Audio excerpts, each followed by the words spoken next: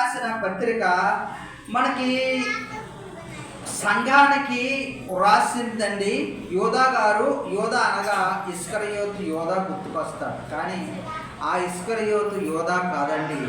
ఇది శిష్యుల్లో యాకోబు గారి యొక్క సహోదరుడే ఈ యోధా గారు. అయితే ఈ యోధా గారు ఎప్పుడు మారారంటే, శిష్యులతో ఉన్న పరిచర్యతో జర్నీ చేసి శిష్యుని క్రీస్తును వెంబడించిన మారు మనసు పొందినవాడు కాదు. ఎప్పుడు విశ్వసించాడంటే, ఆయన ఈరోజు ఆయన మరణించిన తర్వాత మనస్సు నిజమే, ఆయన చెప్పినవన్నీ వాస్తవమే అని అంగీకరించి దేవుల్లో ఎదిగిన కుమారుడు. చూసారా, ఆయన బతికున్నప్పుడు కన్నా చనిపోయినప్పుడు ఈ రోజున విశ్వసించి మారిన వారే అనేక మంది ఉన్నారు. అయితే అంతటి శుభదినమున ఈ రోజున వాక్య ధ్యానము యూదారావు గారు రాసిన పత్రిక కోసము ధ్యానం చేసుకోవడం మనకెంతో దీవెనకరము. అయితే ఏ సంఘానికి రాస్తూ ఉన్నాడు, పలానా సంఘానికి రాస్తూ ఉన్నానని ఇక్కడ ఎక్కడ కూడా గలతీయులకు రాస్తున్నానని ఏమి కూడా అలా ఏమీ మెన్షన్ చేయలేదు. కానీ సంఘానికి హెచ్చరిస్తూ సంఘము ఏ విధముగా ఉండాలి, ఏ విధముగా నడుచుకోవాలి అనే విషయాలు ఆయన చక్కగా ఈ అధ్యాయము చదివినట్లయితే మనకి ఆయనకి పాత నిబంధన గ్రంథం మీద రెఫరెన్సులు చూపిస్తూ వాక్యము ద్వారా హెచ్చరిక చేస్తూ ఆయన రాసినట్లుగా మనము పరిశీలన చేసినట్లయితే మనకు అర్థమవుతూ ఉంటుంది అన్నమాట. సరే, అయితే ఇక్కడ చూడండి, ఈ భక్తిహీనుల కొరకు సంఘమే, ఈయన మామూలు అన్యుల కోసము హెచ్చరిక చేయటం లేదు, కానీ సంఘములోనే ఉండే కొంతమంది కుమారులు ఎలా ఉంటూ ఉన్నారు, కుమార్తెలు ఎలా ఉంటూ ఉన్నారు, వారి కొరకు హెచ్చరిక చేస్తూ రాసిన పత్రిక. గమనించండి, ఇక్కడ అందుకే వాక్యంలో ఈ 4వ వచనంలో ఉంటుందండి, ఎందుకనగా భక్తిహీనులు కామరుత్వము దుర్వినియోగపరచుచు క్రీస్తును విసర్జించుచున్నారు, కొందరు రహస్యముగా చొరబడిచున్నారు. విశ్వాసము లేకపోయినా భక్తిహీనత కలిగినను చొరబడుచున్నారు సంఘములో. కాబట్టి సంఘమా జాగ్రత్త అని హెచ్చరిక చేస్తూ ఉన్నారు. ఎందుకు జాగ్రత్త? ఈ రోజున చూడండి, కలుపు మొక్కలు వస్తూ ఉంటాయి, దాన్ని తీసివేస్తూ ఉంటారు, మందు కొడుతూ ఉంటారు, ఎక్కడికక్కడికి జాగ్రత్తలు పడుతూ ఉంటారు. ఎందుకనగా పంట క్షేమము కొరకు, దాని యొక్క ఫలింపు కొరకు ఇటువంటి పనులు చేపడుతూ ఉంటారు. అలాగే భక్తులు కూడా సంగమునికి గురించి హెచ్చరికలు చేస్తూ మనకి రాసి ముందుగా మనకి తెలియపరిచారు అన్నమాట అండి. అయితే చూడండి, అటువంటి వారు భక్తిహీనుల కొరకు, సంఘములో చెరబడిన వారి కొరకు కొన్ని హెచ్చరికలు చేస్తూ ఉన్నారు. ఇక్కడ 3 హెచ్చరికలు క్లుప్తంగా రాసి ఉన్నారు. ఆయన ఐగుప్తుల నుండి ప్రజలను రక్షించినను వారిలో నమ్మకపోయిన వారిని తరువాత నాశనము చేశాను. చూసారా, మనందరికీ తెలుసు, ఈయన రెఫరెన్స్ చూపించి చెప్తూ ఉన్నారు. ఐగుప్తుల నుంచి విడిపించినప్పుడు సముద్ర మార్గం ఇవన్నీ కూడా ఐగుప్తులో 10 లక్షల నుంచి సుమారు 10 లక్షల మంది ప్రయాణం చేస్తూ ఉన్నారు. ఆ 10 లక్షల మంది ఆ టోటల్గా విశ్వాసించి భక్తి మంతులుగా నడిచిన వారు అందరూ కూడా లేరండి. అందరూ కూడా కళ్ళతో చూసి చెవులతో విన్నవారే. అయినప్పటికీ వారు ప్రయాణం చేస్తూ ఉన్నప్పుడు వారికి ఉన్న శ్రమలను బట్టి, వారికి వస్తున్న శోధనలను బట్టి వారు నమ్మకాన్ని కోల్పోయేవారంటండి, అవిశ్వాసముతో ఉండేవారు. ఫర్ ఎగ్జాంపుల్ ఆహారము దొరికేది కాదు, వారు ప్రయాణములు వెంటనే ఏం చేసేవారు, వారు నమ్మకాన్ని కోల్పోయేవారు, అవిశ్వాసముతో నింపబడేవారు. వెంటనే ఏమనుకునేవారంటే, దేవుడు నిజముండా మన పైట్లో ఉండుంటే ఇలా ఆకలితో మనల్ని ప్రయాణము చేయించడు. పిల్లలు వేదన పడుతూ ఉన్నారు, ఏడుస్తూ ఉన్నారు, నీరు కూడా ఇప్పించటం లేదు అని చెప్పేసి దేవుడి కోసము ఇటువంటి ఆలోచనలు చేసి వారి నమ్మకమును కోల్పోయిన వారు అనేక మంది ఉన్నారు. వారిలో కొంతమంది మాత్రమే విశ్వాసం నమ్మకముతో ఉన్నారు. అనగా ఇక్కడ శ్రమ వచ్చేటప్పటికీ కళ్ళతో చూసిన వారే కానీ వారు నమ్మకము ఉంచలేకపోయారు. అందువలన ఏమయ్యింది, వారు ప్రయాణము చేశారు, వెంటనే వారినేమి నాశనము కలగలేదు. కానీ వారు ఏం చేశారంటే వారికి కానాకు ప్రయాణము చేయలేకపోయారు, మధ్యలోనే వారు చనిపోయారు అరణ్యములో. గమనించండి, కొంతమంది మాత్రమే కానాకు చేరగలిగారు. అవిశ్వాసము అపనమ్మకముతో, అందుకే ఇక్కడ ఆ మాట ఉన్నాడు, నమ్మకపోయినా వారిని తర్వాత నాశనము చేశాడు. తర్వాత నాశనం చేశాడే కానీ వెంటనే నాశనము చేయలేదు. సంగమా జాగ్రత్త, మన ప్రయాణము ఎక్కడికి వరకు వెళ్ళాలి? రాకడ వరకు, ఎత్తబడే వరకు వెళ్ళాలే కానీ సంఘము మధ్యలో ఆగిపోకూడదు అని హెచ్చరిక చేస్తూ ఉన్నాడు. రాకడ వరకు వెళ్ళగలగాలి, ఎత్తబడే సంఘముగా ఉండాలి తప్ప మధ్యలోనే ఆగిపోకూడదు అని హెచ్చరిక చేస్తూ ఉన్నాడు. అయితే మరలా రెండవ హెచ్చరిక, తమ ప్రధానత్వమును నిలుపుకొనక తన నివాస స్థలము విడిచిన దేవదూతలను మహాదినమున జరుగు తీర్పు వరకు కటిక చీకటిలో నిత్య పాశములతో ఆయన బంధించి భద్రము చేశాను. ప్రధానత్వము నిలుపుకోలేదు. ఎవరు నిలుపుకోలేదండి? లూసిఫర్ నిలుపుకోలేదు. ప్రధానత్వము ఏం ప్రధానత్వం అండి? పాటలు పాడే, స్తుతించే, దేవుని ఆరాధించే ఘనత ఎవరికి వస్తుంది? ఎటువంటి వారికి రాదు. అటువంటి ఘనత మనందరికీ, దేవుని సంఘ బిడ్డలందరికీ అనుగ్రహించాడు. అటువంటి ఘనతను ఆ రోజున అటువంటి మంచి ఉన్నతమైన స్థానమును పోగొట్టుకొని అగత్పాతాళానికి వెళ్ళిపోయింది. ఆ సంగతి అందరికీ తెలుసు. అటువంటి ఘనతే నీకును నాకును సంఘములో అందరికీ కలుగు చేశాడు. అటువంటి భాగ్యాన్ని పోగొట్టుకోవద్దు. భక్తిహీనత, శక్తిహీనత తగ్గించుకొని అటువంటి పాతాళములకు పోయే పరిస్థితి తెచ్చుకోవద్దు కుమారుడా, కుమార్తె అని హెచ్చరిక చేస్తూ ఉన్నాడు. మరలా మూడవది చూడండి, సొదొమ గొమొర్రాలు వాటి చుట్టుపట్లనున్న పట్టణాలను వీరివలె వ్యభిచారము చేయొచ్చు, పరవర్ణే శరీరానుసారులైనందున నిత్యాగ్ని దండన దృష్టాంతముగా ఉంచబడెను. ఇక్కడ చూడండి, నిత్యాగ్ని దండన ఈ రోజున దృష్టాంతముగా అనగా చూడదగినది, నిత్యము చూడదగినది. ఈరోజు కూడా చూడవచ్చు. సొదొమ గొమొర్రా పట్టణాలు అదృశ్యమైనవి కాదు, దృశ్యమైనవే చూడవచ్చు. ఆ పట్టణ పరిస్థితి చూడండి. వారు ఏ విధముగా వ్యభిచారము చేస్తూను అలాగే ఇష్టమొచ్చిన కార్యక్రమాలు చేస్తున్నందున వారి మీద దండన ఏ విధముగా ఉన్నదో మీరు చూడండి. అటువంటి వాటి పరిస్థితే మీరు తెచ్చుకోవద్దు సుమా అని హెచ్చరిక చేస్తూ ఉన్నాడనమాట అండి. అయితే మరలా ఇంకొక అపవిత్రతకు కూడా రెండవది చోటు ఇవ్వద్దని వేడుకుంటూ ఉన్నాడు, హెచ్చరిక చేస్తూ ఉన్నాడు.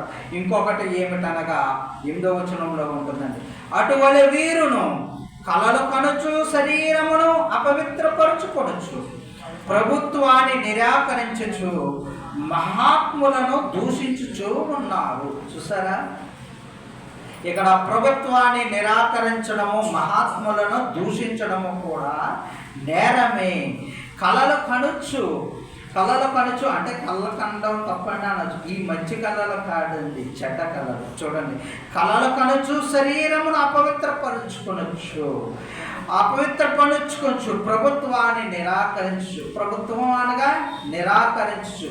ఇప్పుడు గవర్నమెంట్ నడుస్తుంది, అది ఒక్కటే ప్రభుత్వం కాదండి. దేవుని సువార్తలో ఇది కూడా ఒక ప్రభుత్వమే. అలాగే పాటలు పాడడము ఇది ఒక ప్రభుత్వమే. మరలా ఇక్కడ ఏంటంటే ఆడైనా నేను కాదా అనే నిరాకరించుచు, దూషించుచు, వ్యతిరేకించుచు సంగమా ఇటు విషయంలో జాగ్రత్తగా ఉండు.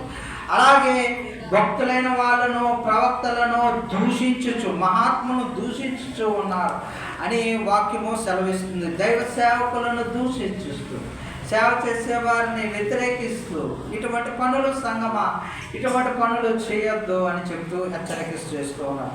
వీరికి చూడండి, వీరు ఎటువంటి నష్టము వీరికి కలుగుతుందో కూడా వాక్యము సెలవిస్తూ ఉన్నాడు అన్నమాట. 11వ వచనములో ఉంటుంది, వారు కయ్యీనును నడిచిన మార్గమున నడిచిరి. చూసారా సంగమా, కయ్యీను నడిచిన మార్గములో నడవద్దు. కయ్యీను ఏం చేశాడండి? శ్రేష్టమైనవి తేలేదు, పుచ్చిపోయినవి అవి కూడా తేవద్దు, శ్రేష్టమైనవి తేవండి. కయ్యీను నడిచిన మార్గములో నడవద్దు సంగమా అని చెప్తూ ఉన్నాడు.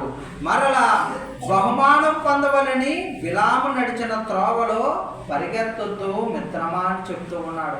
బహుమతులు చూసి అలాగే బిలాము నడిచిన తప్పుడు త్రోవలో నడవద్దు. బహుమతులు చూపించి, ఏ మత్తు పదార్థాలు చూపించి సంఘములో ఉన్న ఒకరిని ఇంకొకరిని చెడిపించడము, తప్పుదో మార్గములో నడిపించడము, ఇటువంటి పనులు సంఘములో చేయొద్దు.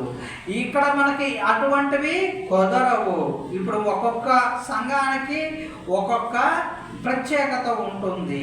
ఈ లోకంలో చూడండి, ఒక్కొక్కరు ఒక్కొక్క సంఘము ఉంటుంది. ఆ సంఘం ఇప్పుడు చూడండి, ఇది కూడా చూడండి, ఒక గ్యాంగ్ ఉంటుంది. వారి యొక్క గ్యాంగ్ యొక్క లక్షణాలు ఏంటండి? వారి యొక్క ఇవన్నీ చెయ్యాలి. ఏది? దొంగతనం కనుక అయ్యో నేను అలా చేయనంటే ఆ గ్యాంగ్లో నువ్వు సరిపోవు అంతే. ఆ గ్యాంగ్ యొక్క నియమ నిబంధనలు అంతే. ఎలాగా ఈ ఆచరించే వాళ్ళే అందులోకి పోతూ ఉంటారు. అలాగే సంఘం అనగా ఒక్కొక్క వేరు సంఘాలు పోరాటం చేస్తూ ఉంటారు. ఉద్యమకారులు వారికి ఒక లక్ష్యం ఉంటుంది. ఆ వారి కోసము వారి యొక్క లక్షణాలు కలిగి ఉంటారు. కానీ ఇక్కడ దేవుడి సంగమా మనకేమి కలిగి ఉండాలి అని చెప్తూ ఉన్నాడంటే, బిలాము జరిగిన తప్పు ద్రోవలో మనము వేరొకరిని బహుమతులు చూసి మారిపోవద్దు అని చెప్తూ ఉన్నాడు. కోరహు చేసినట్టు కూడా తిరస్కారము నశించినందు. కోరహు చేసినట్టు కూడా చెయ్యదు. కోరహు ఏం చేశాడండి? కోరహు మీ అందరికీ తెలుసు కదండి. ఇంకా వివరంగా మీరు చూసుకోవాలంటే సంఖ్యాకాండ 16వ అధ్యాయంలో ఉంటుంది. కోరహు ఏం చేశాడు? మోషే గారు నాయకుడిగా ఉన్నారు, అహరోను గారు సేవ చేస్తూ ఉన్నారు, తమ్ముడు. అయితే కోరహు గారికి ఒక ఫీలింగ్ వచ్చింది. ఏంటంటే వారిదైనా అధికారము, వారైనా శాసించడము, మేము కాదా? నాతో దేవుడు మాట్లాడలేడా? నేను మాట్లాడగలను, నేను శాసించగలను, నేను పరిపాలన చేయగలను అనే ఆలోచన వచ్చి ఉన్నది. ఆలోచన తిరస్కారము, అలాగే తిరుగుబాటుతనము. అయితే సరే అని చెప్పేసి ప్రమిదలు తీసుకొని రమ్మన్నప్పుడు ఆయన మామూలుగా చనిపోతే, అయితే దేవుడు నియమించాడు ఆ కుమారుడిని విశ్వసించడానికి చెప్పిన మోషే గారు. ఆయనతో దగ్గర ఎవరు ఉండొద్దు అన్నప్పుడు ఎవరు కూడా ఆయన పుచ్చుకోలేదు. దూరంగా ఉన్నప్పుడు భూమి కంపించి భూమి విడిపోయి ఏం చేశారండి? ఆయన అనుచరులు అందులో పడి నశించేది. చూసారా ఎటువంటి తిరస్కారము వచ్చి ఉన్నదో, ఎటువంటి అహంకార పూరితము వచ్చి ఉన్నదో.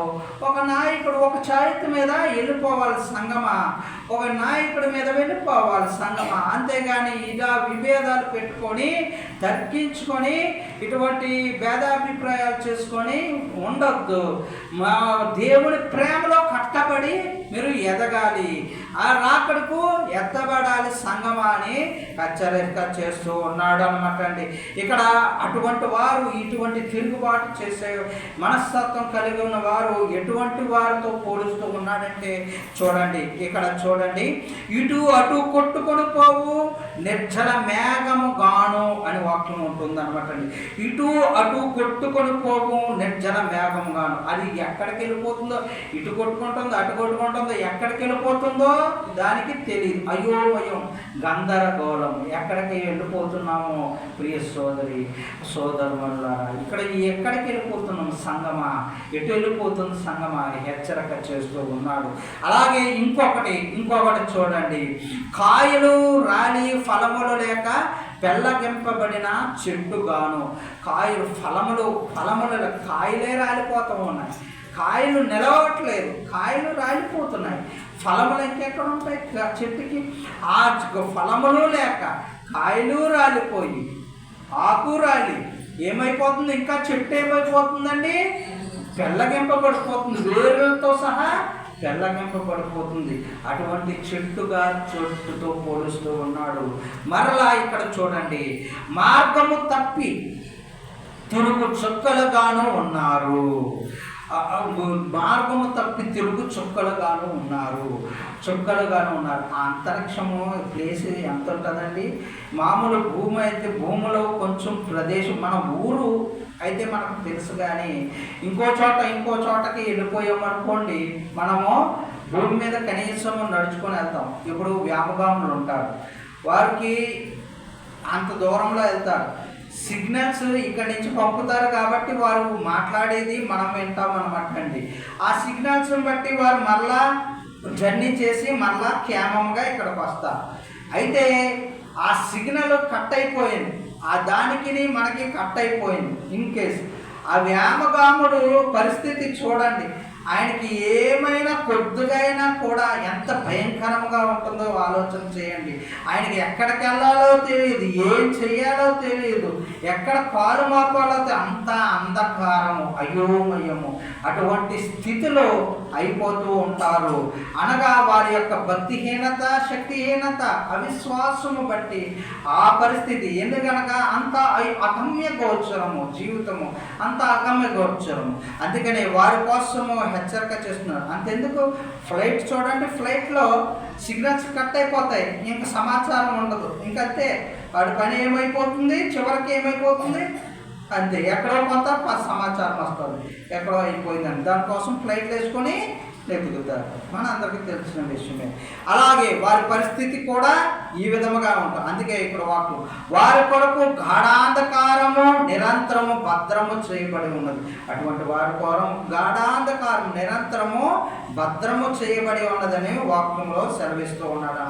ప్రియులారా, మీరు విశ్వసించు అతి పరిశుద్ధమైన దాని మీద మిమ్మును మీరు కట్టుకొనుచు దేవుని ప్రేమలో నిలిచినట్లు కట్టుకొనుడి. దేవుని ప్రేమలో నిలిచి ఉంచు, అలాగే సంఘమని ఈ విధముగా కట్టుకోమని మనకి సెలవిస్తూ ఉన్నాడు అన్నమాట. సందేహపడు వారిని, అనుమానించే వారిని, అటువంటి వారి మీద కనికరపడండి, జాలిపడండి, దయ చూపించండి, వారి పట్ల ఈ విధముగా నడుచుకోమని అంటూ ఉన్నాడు. అయితే ఇంకొక మాట, అగ్నిలో నుండి లాగినట్టు కొందరిని అయినా రక్షించండి అని అంటూ ఉన్నాడు. అగ్నిలో నుండి లాగినట్టు కొందరిని అయినా రక్షించండి. ఇప్పుడు ప్రమాదము ఎవరైనా సరే, మనకు తెలియని వారికైనా సరే, చొంగో ఏదో షర్టో ఇలా అంటుకుంటూ ఉంటుంది, వాడికి తెలియదు. మనం ఏం చేస్తాం? అయ్యో అంటుకుంటుందని వాడికి హెచ్చరిక చేస్తాం. వీలైతే సహాయం చేస్తాం, దాన్ని ఆర్పడానికి సహాయం చేస్తాం. అనగా వాడిని ఏం చేస్తున్నాము?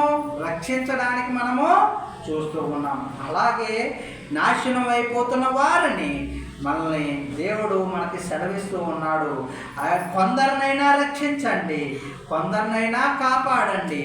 ఇది నీ రాజ్య సువార్తలో భారము.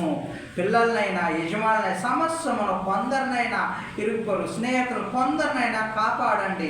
ఇదే దేవుని రాజ్య భారము. ఆయన భారము ఆయన కాడి మోయడం అంటే ఆ ఉద్యోగం డ్యూటీ ఏమి ఇచ్చాడంటే అదే డ్యూటీ ఇచ్చాడు మనకి. ఆ లోకంలో అదే డ్యూటీ ఇచ్చాడు అనమాట అండి. అయితే అపవిత్ర ప్రవర్తనకు ఏమాత్రము నొప్పు కొనక దానిని అసహించుకొనుచు భయముతో కొందరిని కరుణించి. చూడండి ఇక్కడ చూడండి, అపవిత్రతకు ప్రవర్తనకు ఏమాత్రము నొప్పు కనుక దాన్ని ఆ సంఘము నుంచి తొలగించుకోవాలి, అసహించుకోవాలి. దాన్ని ఎటువంటి పరిస్థితుల్లోని ప్రేమించడము, చేరదీయడం జరగకూడదు. అందుకే ఇక్కడ వాక్యము 1వ అధ్యాయం 3లో ఉంటుందండి.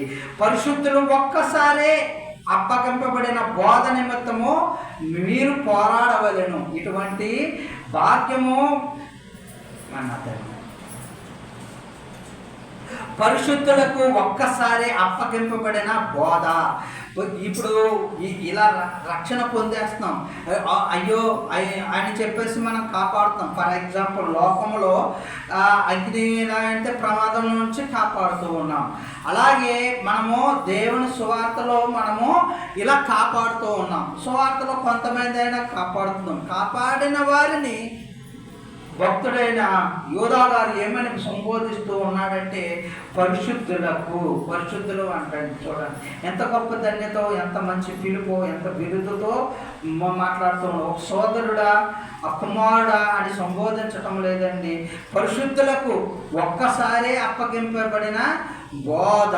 ఒక్కసారి చూడండి, మనం బాప్తిస్మం ఒక్కసారి, రక్షణ ఒక్కసారి, ప్రతీది ఒక్కసారి సువార్త వెదజల్లడము కూడా ఒక్క మారే, పరిశుద్ధులకు అప్పగింపబడిన బోధ కూడా ఒక్క మారే. ఇది ఒక్క మారే జరిగే సంఘటన. మనం అందరము కూడా అటువంటి భాగ్యము మనం అందరం పొందాలని మీరు పోరాడవలని మనల్ని వేడుకొంటూ ఉన్నాడు.